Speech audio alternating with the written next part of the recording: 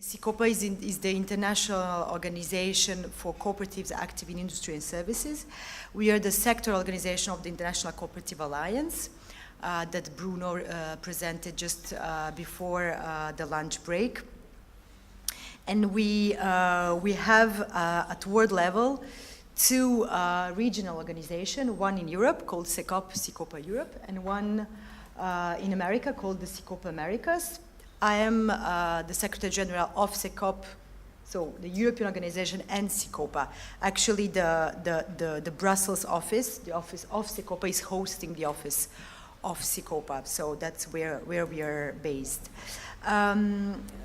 We represent mainly worker cooperatives, which means that the cooperatives inside our network are owned and managed by the workers, which is the difference, for example, with consumer cooperatives or cooperative banks, etc., where people who are owning and controlling the cooperative are not the employees. Here in our case, what is the really characteristic is what we call the worker ownership, is that the members of the cooperatives are the employees. And we have an important amount, around 30% of our cooperatives are what we call social cooperatives, and it's a very increasing trend. Those are cooperatives providing services of general interest to the community, rather social services, education, training, environmental services, etc., or cooperatives that are dedicated, whose core mission is to integrate the disadvantaged groups into the labor market. We also represent inside CECOPA the cooperatives of individual producer workers. It could be, for example, the STU today, there's a new trend, for example, of cooperative of freelancers or self-employed. So this is as well an increasing trend in our network that we also represent at world level. Few figures. CECOPA, the world organization, has members in 32 countries all around the world. So we represent around 45 members worldwide. Our members are, as you can imagine, not individual cooperatives, but national federations of cooperatives in industry and services. So at world level, we represent around 68,000 enterprises, which in turn employ more or less 4 million of workers. We know that beyond CECOPA networks, there are even more, because of course not all worker cooperatives are part of a union and of a federation, and not all the federations are part of CECOPA. So it's just the figures I'm giving, it's those who we represent directly, but we know that there are more around. So we know that more or less at world level there should be something like 6 million workers that are employed by worker and social cooperatives worldwide. When it comes to Europe, CECOP has members in 15 European countries, quite well balanced: Northern Europe, South Europe, Eastern, Western Europe, and we represent around 50,000 enterprises. So if you compare the 50,000 and 68,000, you can see that a lot of worker and social cooperatives are based actually in Europe. So what we do, what is our core mission as CECOPA, which is similar at CECOP at European level. Advocacy, it means that we try to influence the policymakers. We represent the interest of cooperatives in industry and services in front of policymakers. Network, we create common identities. We help members to create common identities, to liaise, to work together, to collaborate as well. We promote the development of worker and social cooperatives in countries where they do not exist. For example, we very often work with governments who ask us some consultancy when they write laws, for example, about worker and social cooperatives, or when they want to implement some development projects for worker and social cooperatives, and we produce knowledge about worker and social cooperatives. We're following the latest trends and produce knowledge, and I will have the occasion today to present one of our knowledge products that Urška just mentioned before. So my presentation today will focus mainly on the campaign. We launched something like, I would say, officially 2 years ago, but the idea of this campaign started 5 years ago. So the campaign is named "We Own It: The Future of Work is Ours," and the objective of the campaign is to look at the youth cooperatives, at the trends of among young people, to look at the interest of young people that they have for cooperatives, and also to look what the answers can cooperatives provide for young people today. So how this idea of the campaign started, so I would say, I said more or less 5 years ago, when it came just obvious that youth unemployment became one of the major problems in a lot of, not just European countries, but worldwide, that after the 2008 crisis, when we saw the impact on employment, especially among young people, it became more than just statistics, and that governments really started to look at youth unemployment and thinking of specific policies to tackle youth employment. We saw the same trends at the European Commission. The International Labour Organization started really looking at youth unemployment as a major societal challenge and problems. And another element was 5 years ago, I was younger than today, so I was freshly 30, and we were a group of young people engaged in the cooperative movement. We were in an international gathering of the Cooperative Alliance, and it started as a conversation like, this movement is not really representative in terms of age neither. So we found that there was also a problem inside the cooperative movement, that the young people were not really visible inside the cooperative movement, also women and other categories, but what the interest element, also the representativeness of young people inside the cooperative movement allowed us later as well to bring maybe some other issues, some other thematics about other discriminated groups inside as well, not only the society but the cooperative movement. So those two elements somehow motivated us to start working on the topic. We knew that our members in a lot of countries, cooperative federations, were doing things on the ground. So it's not that we in CICOPA office have invented the link between cooperatives and young people. We knew that things were going on the ground, but we didn't know any systematic view on it. We didn't really know how many cooperatives were managed or controlled by young people. And I mean, we still have this problem today, but it's also based on the lack of data. We know that, for example, very few cooperative federations are looking on the age dimension when they make data about their membership or people who are managing cooperatives, also the gender dimension. So it's a very technical problem, but it's super important because it makes difficult for us as a cooperative movement to understand when we really stand when we talk about inclusion of young people inside. So that's when we launched this campaign called We Own It. The campaign is officially over this year, but the website is still active. So there's a lot of interesting products on it, and I invite you to look at it.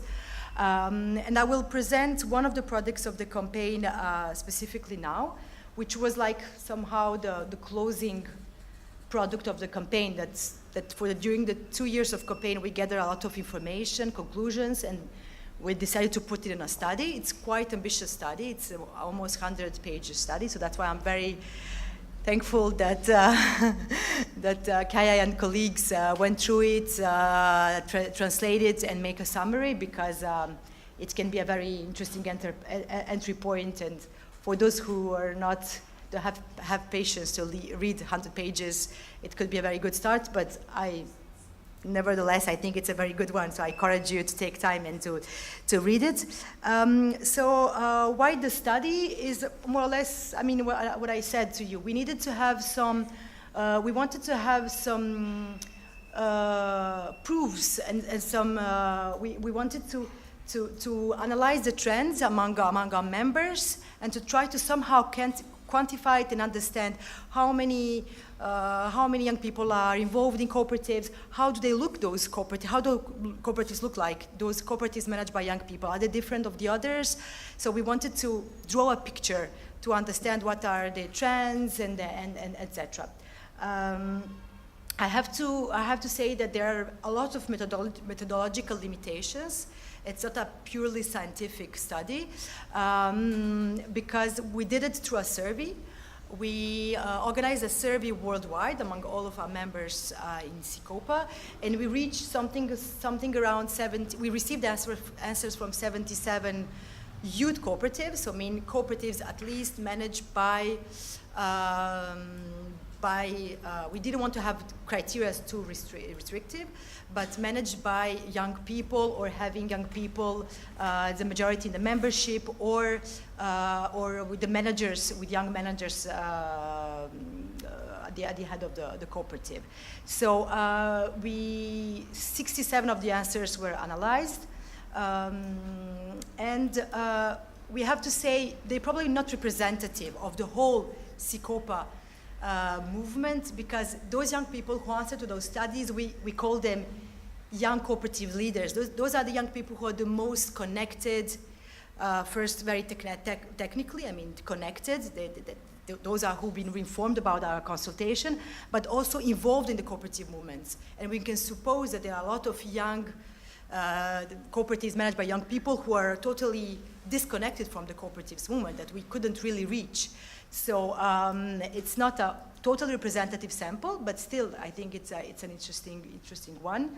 Another weakness, and methodological weakness, is that we were unable to compare the data we gather about youth cooperatives with other conventional enterprises managed or by young people. So it would be interesting to have, those information to make a comparison. I mean, that would require a more long and complex, definitely, work. And the third limitation is that, just I said before, there's a lack of cooperative database on age. So a lot of answers we considered are, as I said, not really strictly, we cannot say they're strictly youth cooperatives in the way that majority of the members are under 35 or something like that. But we analyzed it case by case, and we found that they were falling somehow under this category. So we made the study is composed by three big chapters. The first one is based on desk research. We try to look at the global portrait of what are the, sorry, I take just my notes. We look at the global portrait of youth employment. So we try to look what are the characteristics of what are the elements that can characterize the youth employment today worldwide. And we found some elements like the disconnection from what is foreseen to be the economical growth in the next years, and disconnection with the employment and unemployment rate. For example, the International Monetary Fund has foreseen growth acceleration for this year, growth acceleration of 3.7, but according to the International Labour Organization, there's still a disconnection from employment growth. And we know that youth is the demographic category the most likely to be unemployed. Then we know that there is that quality remains a big concern for youth employment today. We know that there is a very important rate of poverty among young working people. So it's not just that today the transition from education, higher education and work is longer. Even for people entering into employment, it's very difficult, young people, it's very difficult to be able to live an independent life from their parents, for example, and to live just a dignified life, and to have, for example, access to basic services or social protection. So the question of working poverty is very relevant for young workers. As well, we know that the work in informal economy is growing among young people, and not just in developing countries. We've seen that there's a new trend of also informal work in developed country that is like kind of coming back. Technological innovations are reshaping the world of work today and have a very important impact on the shift, on the sectoral shifts. According to the International Labour Organizations, we know that young people are moving toward today massively the service sector, And there is less and less young people in manufacturing sector, except for Africa and Asia.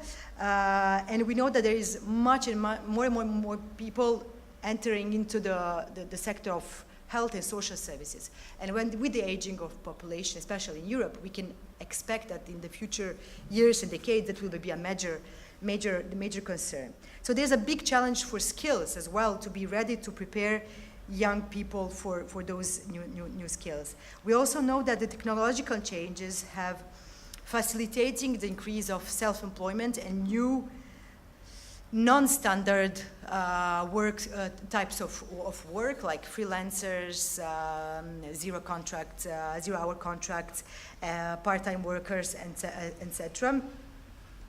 And we know that this non-standard form of work that was maybe in the past much more linked to some sectors are now really spreading among more and more sectors of activities. We see it with the collaborative economy, and which is very, very relevant example. And this, of course, raises all the this concerns, of course, as well, a lot of young people, and all the question of access to social security is a big concern for these categories of citizens.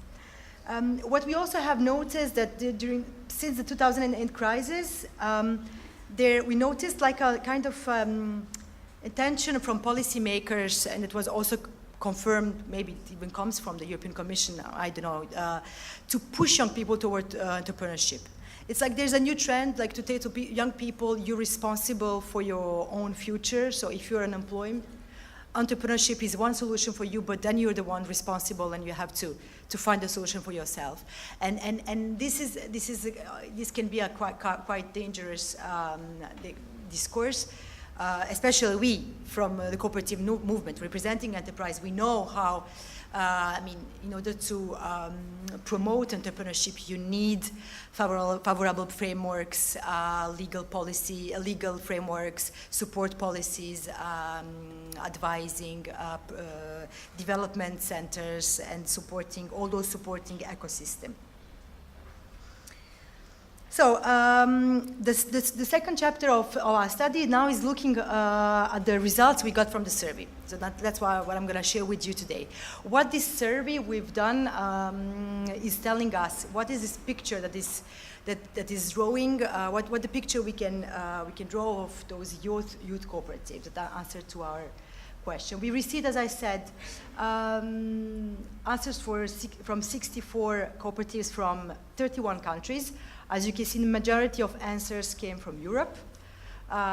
Then came Americas, Africa, Asia, and Oceania. We made the age tranche 1835. We thought it was the most logical when we talk about entrepreneurship. And the data we got are mostly referring to 2016, because we organized a consultation in 2017, so it was looked at the situation the year before. Among the answers we received, mainly the cooperatives that answered are worker cooperatives, and then we have an important amount of social cooperatives that answered as well, and cooperatives of independent producers and workers. We know as well that the cooperatives that answered to our survey are massively active in the service sector, which is not a big surprise, because it's one of the most growing sector in our organization. And as we've seen before, there's a shift. Young people are mostly engaging in the service sector today.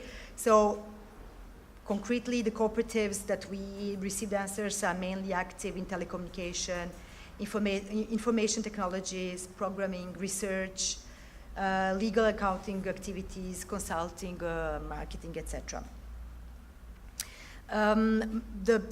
The big majority of them, 81% are what we call micro enterprises, so they have less than 10 employees. And almost 50% of them are, we can say, newly established. They're younger than 5 years. But interesting, 42% have been established longer than 5 years ago, which is a sign of stability as well, because we know that the first 3 years are always the most critical in terms of entrepreneurship. So also it can be an information of quite stability as well of those cooperatives. Interesting information is when we look at the gender dimension.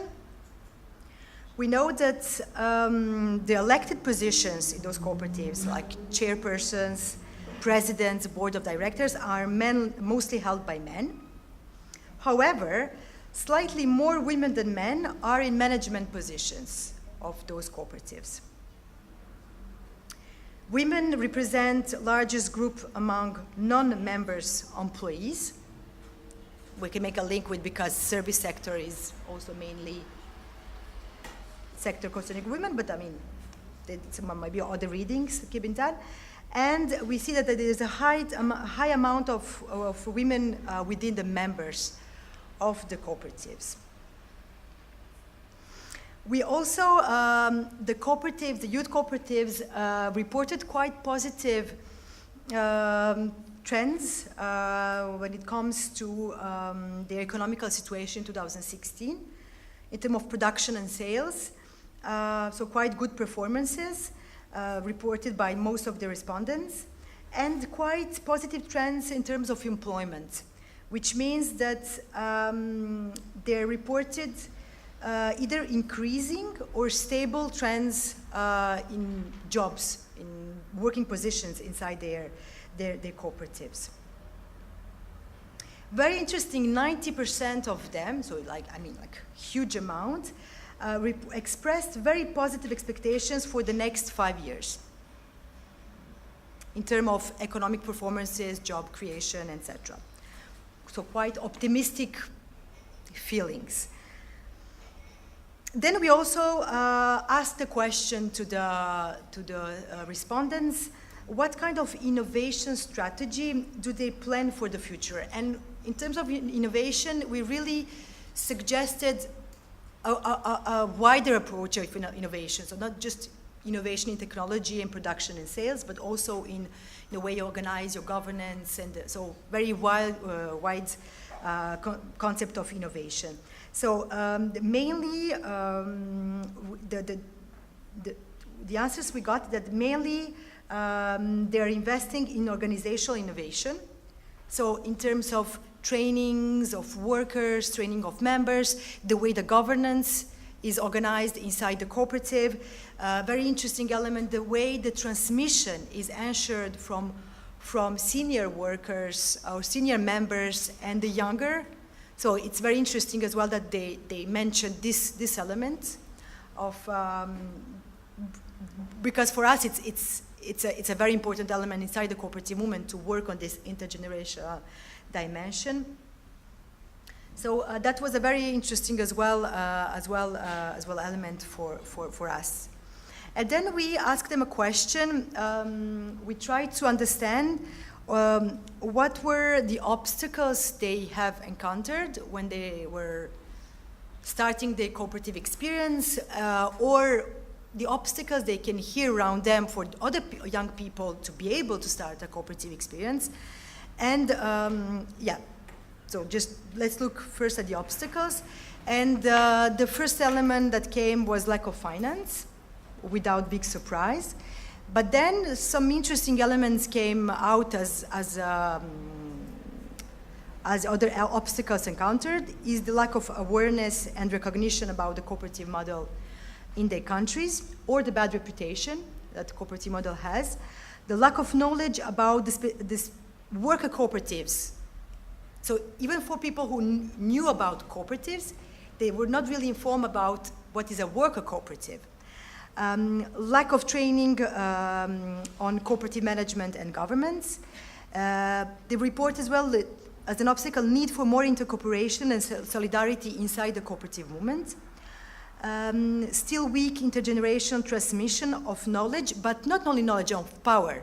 That was a very interesting element. A lot of them said, it's not just, we don't just expect from senior workers to transmit us the knowledge, but we also want them to transmit us the power. So the place in the governments So that was also a very strong message that we received. A general point of view that in the countries they're located, cooperatives are not real companies. People don't consider that cooperative is an enterprise. Lack of competencies within existing cooperatives, that's what they said. And then lack of incentives. Is the mic still on? Yep. Lack of incentives and concrete support measures. And last element, administrative burdens. And then we look at the opportunities, not only the obstacle, but what is the motivation, what are the opportunities you gained through being engaged in cooperatives. And the first element we heard is democracy at work. So it's clear that the governance, the democratic governance, the democratic ownership is the first element that came. Bring the democracy inside the workplace. Participation, which is very close, and then some other type of motivations, like it's more affordable way to have some ownership, positive effect on the community. You can build your own future,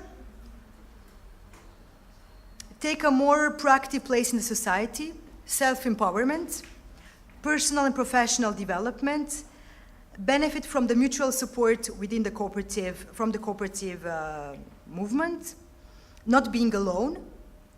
So this idea of getting together in order to share not just the risks, but also creativity, not being alone. Working in a motivated team, autonomy at work. So it's interesting, the combination between solidarity and autonomy. It seems that in cooperatives, it's not something that is, it's not because we are part in a democratic governance that we all decide together that you lose your autonomy. So it's an interesting dimension, I think. Commitment, stable jobs, mutual learning, being part of a wider movement. But what is interesting when we look at the motivation is that when you look inside those motivation, you see that there is a balance, a mix between some very value-oriented motivations and very pragmatic one. So it's not just that I want to create a cooperative to make good to society, but also for me, it brings more security. It means it brings more stability or better quality of work.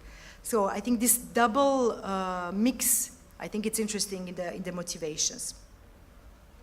So the third chapter that I'm not going to present here is we mapped some very interesting examples of what the cooperative movement in different countries is doing to promote and support young people when they want to establish cooperatives. And then we have some very interesting examples of the work that has been done at local level, regional level, national level, of some specific programs that cooperative movement is putting in place and supporting in order to include young people inside. But I can say in like a few words, like maybe to conclude, even if it's not a conclusion, that our survey, I think, reveals quite dynamic picture of youth cooperatives. And this picture, although partial, of course, it's not totally representative, shows a strongly suggests that cooperatives, that youth cooperatives are riding the wave of changes, and that they represent a valuable option for young people when they want to enter in entrepreneurship or to find a solution for their employment. And when we look at the global portrait we presented before, main challenges that young people are facing today, we see that cooperatives are already responding to them. So there are already concrete examples. It's not just a potential for cooperatives to answer to those challenges, but it's already happening on the ground. We mentioned now it's a big trend of cooperatives among freelancers and independent self-employed. It's very interesting to see that this 100 years old model of worker ownership is still regenerating itself and still adapting itself to new challenges that there is somehow threatening work and security of work. So we see that on the ground, cooperatives are somehow already bringing some examples, and that they could be a solution for young people to bring more democracy, as we said, at the workplace, to give more ownership to them, to give them a voice. We see as well that today young people feel that living in a democracy is not enough anymore to be heard. Just to go to vote is not enough anymore to be heard as citizens, and they're seeking for more democracy as well in different spaces and as well in the working space. So I think here as well, cooperatives can be a valuable answer to some of those needs. And yes, but however, I think it's important to say that cooperatives cannot be, they are not a panacea, and they're only able to display their potential if they're surrounded by a favorable ecosystem, if they're surrounded by favorable legal frameworks, if they're surrounded by favorable public policies. So there's a big responsibility for public policies, for policymakers, for governments to understand that. And I think it's at their, of course, I'm convinced that it's their in their interest to promote cooperatives among young people because it could solve partly, not all of the problems young people are facing, but it could be an interesting example. So cooperatives will be able to be fully effective if, of course, they're linked to adequate laws, work and workers' rights, legal status of workers in cooperatives, access to finances, financial resources, if they can count on support measures, etc. But then the cooperative movement has its own responsibility as well. And it's a real combination of both that can really give the whole potential to cooperative. There's still obstacles still in the cooperative movement for young people to be represented. So we also have as a cooperative movement a responsibility to work more on that, to see how to talk to young people, how to adapt to the new challenges, to be more reactive maybe, and not to leave other actors maybe with some more, I don't know, opportunistic behaviors entering the scene and answer to our place. So it's our responsibility. We have to work on the intergenerational transmission of knowledge and power, and we have to have better communication, better access, collaboration with youth organizations, with universities, with other structures through which we can reach young people. I'm going to stop talking now. I think it's been already quite a long time, 30 minutes. And I suggest now to look a short video. I mean, it's a 15 minutes video, but and this video is also one of the products of the campaign. And in this video you will see we gave the floor to those young cooperators around the world, and we went to meet them and we talked to them. We wanted to understand, so this is a bit more emotional perception, I will say, to understand what have they found in a cooperative, and why did they get engaged in a cooperative? What does that mean for them? So yes, I will finish with this, and if after the movie you have some questions, I will be very happy to answer. Thank you for your attention.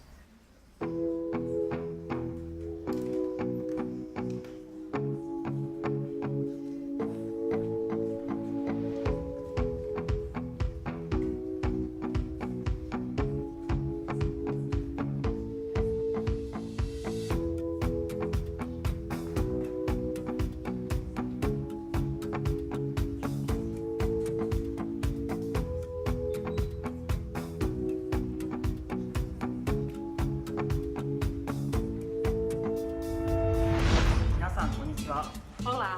Hi there. Hola, como tú, somos jóvenes que queremos decidir nuestro presente y nuestro futuro. Formamos nuestra propia herramienta para construir nuestro porvenir. A worker cooperative or social cooperative. Oui, nous aimons travailler de façon engagée, guidée par la gestion concertée. União e solidariedade. In all culture. En todas las partes del mundo. Unidos e integrados, formamos el movimiento de las cooperativas de trabajo y cooperativas sociales. Jak? Dlaczego? Opowiemy Wam historię z Polski. From South Africa. 私たちの物語をお伝えします。La suite depuis la France. Te lo contamos desde Argentina. vi raccontiamo la nostra storia dall'Italia. É a nossa história a partir do Brasil. USA. Te lo contamos desde España.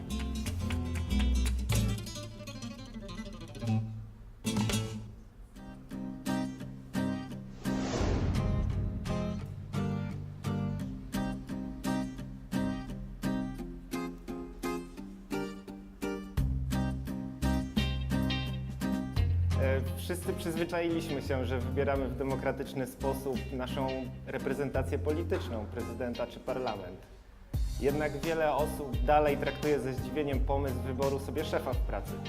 My idziemy jeszcze dalej, staramy się zarządzać spółdzielnią kolektywnie na co dzień. Niewątpliwie ważnym powodem założenia spółdzielni była dla nas zasada jedna osoba, jeden głos. Założenie spółdzielni umożliwiło nam skupienie kapitału nie tylko finansowego, ale i społecznego i kulturowego, do jakiego nie mielibyśmy dostępu w pojedynkę, czy nawet w 2-3 osoby. Mamy różne doświadczenia zawodowe. Dla większości z nas spółdzielnia nie jest jedynym miejscem pracy. Wcześniej mieliśmy doświadczenia w pracy grupowej i chcieliśmy je wynieść na wyższy poziom gospodarczy. Ogniwo nie jest tylko kluboksięgarnią. Jest również świetlicą, wszechnicą, hubem aktywistycznym. Odbywają się tu zarówno zajęcia dla seniorów i dzieci, debaty o książkach, warsztaty licznych organizacji pozarządowych, spotkania grup aktywistów i aktywistek miejskich, dyskusje polityczne, jak i wystawy fotograficzne, malarskie, koncerty, pokazy filmowe. Jesteśmy trochę spółdzielczym domem kultury. Tworzymy przestrzeń do debaty publicznej, która ma wpłynąć ożywczo na rozwój naszego miasta.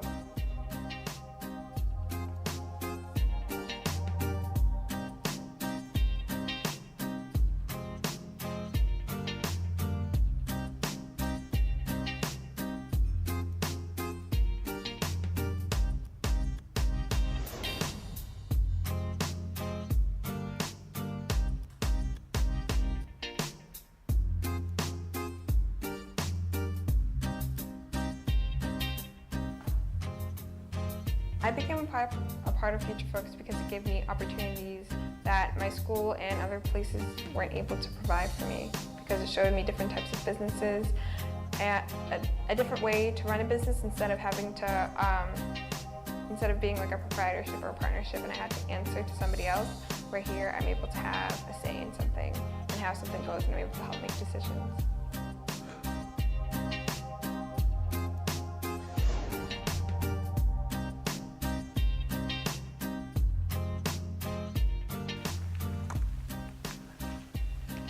Agresta se crea en el año 2000 por 10 estudiantes de Ingeniería de Montes de la Universidad Politécnica de Madrid.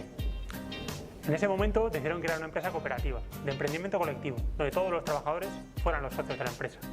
Desde entonces hemos ido incorporando más gente y ahora somos 30 personas, de perfiles muy diferentes. Estamos en un equipo multidisciplinar para poder abordar diferentes trabajos del medio natural. En los últimos tiempos también hemos incorporado nuevas tecnologías, tecnología LIDAR, teledetección, GPS, sistemas de información geográfica con software libre, de tal manera que las soluciones que podemos dar son integrales. Además, hemos dado el salto para trabajar fuera de España, donde ya estamos cubriendo todo el territorio, trabajando en Europa y en parte del extranjero.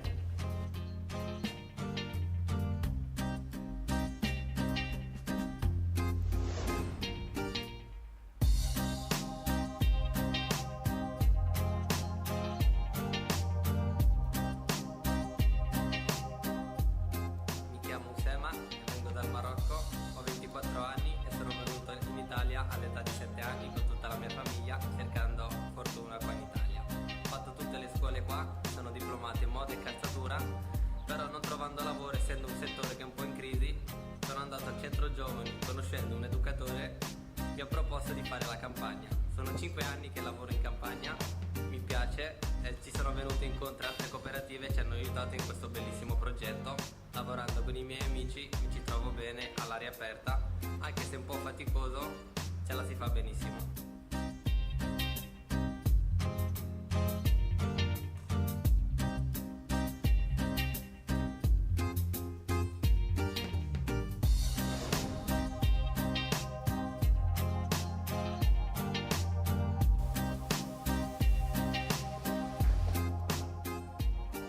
El megáfono es nuestro semanario, sale todos los viernes en la ciudad de Río Cuarto y sus alrededores. Son 3.000 ejemplares que se distribuyen en 400 puntos de distribución. El objetivo de este semanario es fundamentalmente llevar información de manera gratuita a la comunidad, pensando que la información es un derecho. Armamos una cooperativa porque creemos que es una forma de organizar el trabajo y la producción de manera mucho más democrática que otras formas de capital. Y además, somos unos convencidos de que los trabajadores y los profesionales debemos gestionar nuestros propios medios de producción.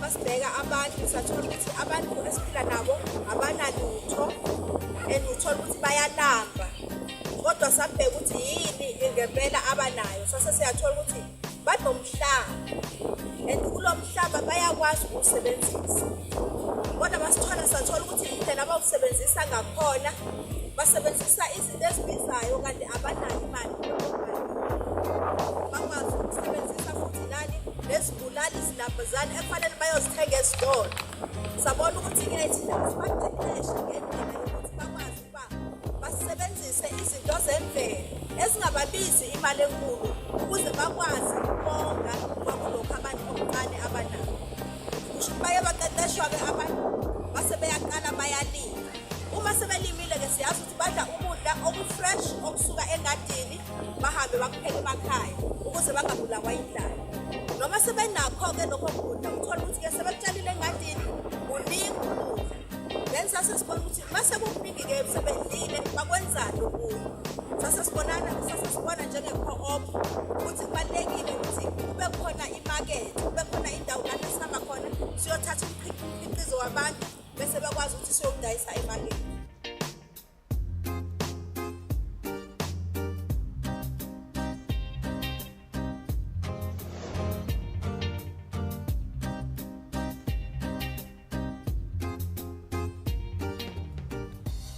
L'atelier REB, c'est un bureau d'études spécialisé dans la conception-réalisation de stations d'épuration végétalisées. Comme on peut en voir une juste derrière moi, à Raon-sur-Plaine dans les Vosges, une station qui a déjà plus de 6 ans. On a repris l'atelier REB il y a plus d'1 an, qu'on a racheté les parts de notre ex-gérant qui est parti à la retraite. On était déjà une équipe jeune, on avait entre 27 et 38 ans. Entre 2 et 7 ans d'ancienneté dans l'entreprise. Et on avait déjà cette façon de travailler ensemble dans le même open space. On partageait les idées, les difficultés, on connaissait les projets de chacun. Donc on peut dire que même avant de devenir une société coopérative ou une coopérative de travail associé, on avait déjà l'habitude de coopérer, c'était déjà notre mode de fonctionnement. Et on continue aujourd'hui en espérant que ça dure encore longtemps.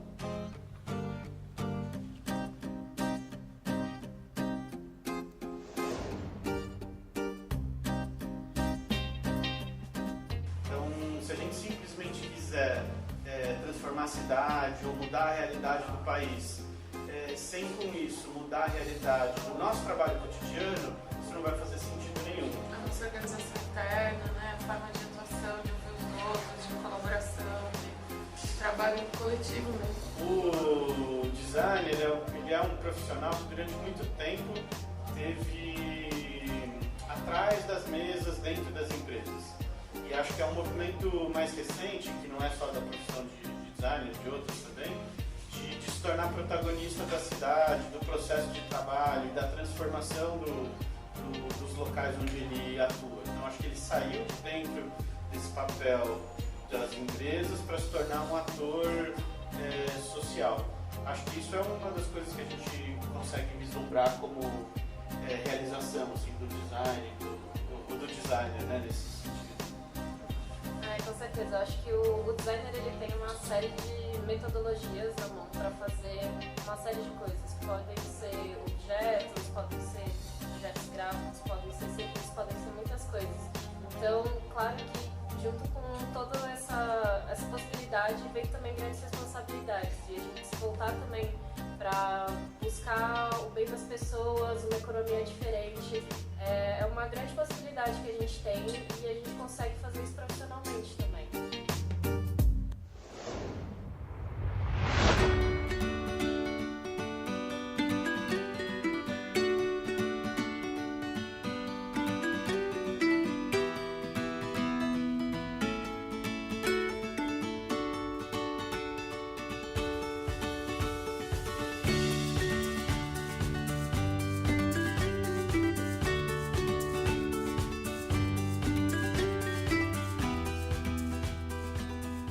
Somos sócios e sócias. Lavoratori.